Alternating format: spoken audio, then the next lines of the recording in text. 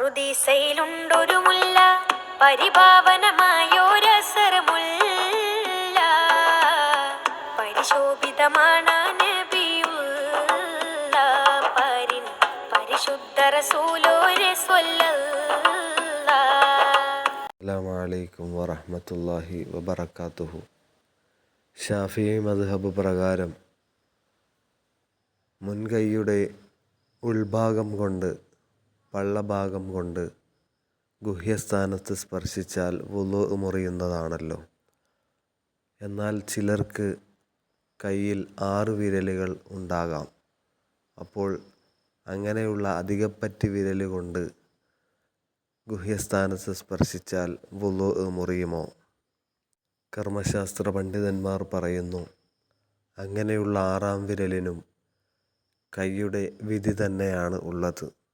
അതുകൊണ്ട് ആ വിരലിൻ്റെ ഉൾഭാഗം കൊണ്ട് ഔറത്തിൽ സ്പർശിച്ചാൽ വുളു മുറിയുന്നതാണ്.